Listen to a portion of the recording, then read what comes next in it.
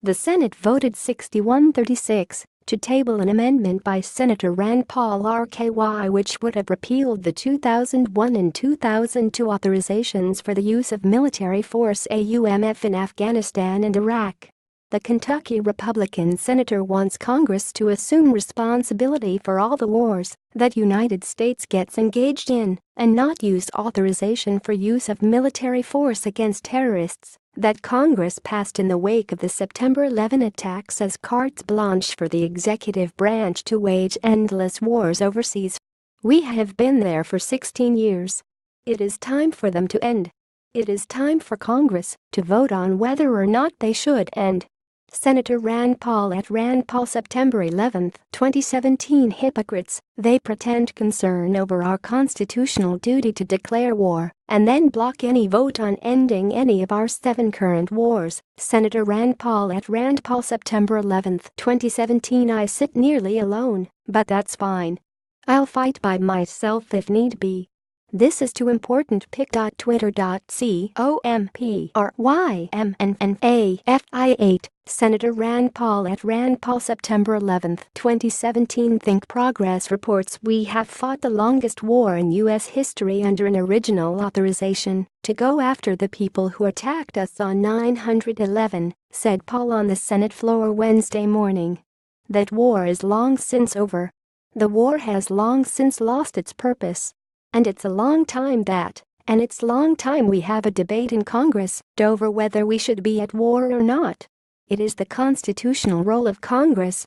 The vote on the amendment was tabled over concerns a repeal of the AUMF without a direct replacement would put the country's national security in danger. Senator John McCain Ross called the amendment premature and irresponsible. However, he expressed a need for an updated AUMF that is specific to the fight against ISIS. The White House, however, isn't looking for changes to the 2001 authorization, according to Legislative Director Mark Short. Paul's amendment would have been a 6-month sunset on the 2001 and 2002 AUMFs, the latter of which was a separate authorization for the war in Iraq. The 6-month window would have open debate to construct a newer, more specific AUMF. The amendment received 3 no votes from Republicans: Paul himself, Senator Mike Lee Rutt, and Senator Dean Heller RNV. It also gained bipartisan support from senators like Senator Dick Durbin, who argued that when he initially voted for the authorization, he did not vote for endless war.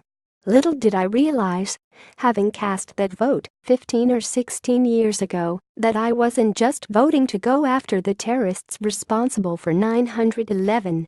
I was voting for the longest war in the history of the United States of America, a war that continues to this day in Afghanistan, said Durbin. I don't think there was a single member of the Senate, either party, on the floor who would have believed that that's what we were voting for. There will soon be people fighting in a war who were not alive when the attacks on September 11, 2001 occurred. Should one generation be able to bind another generation? Paul asked. Realize if we don't force these authorizations to expire, this war could go on forever. The 60 words that comprise the AUMF have since been used to justify at least 37 military operations in 14 countries, including not just the war in Iraq, but also the fight against ISIS in Syria and Iraq. These operations were allowed, in part because of the authorization's broad language, that the president is authorized to use all necessary and appropriate force against those nations, organizations, or persons he determines planned, authorized, committed, or aided the terrorist attacks that occurred on September 11, 2001, or harbored such organizations or persons in order to prevent any future acts of international terrorism against the United States by such nations, organizations, or persons. In late June, a repeal of the AUMF tied to an appropriations bill in the House of Representatives was adopted in the majority Republican House Appropriations Committee with all but 1 vote. It was proposed by Representative Barbara Lee DCA, who is the only member of both houses of Congress to vote against the measure, citing concerns over its broad language.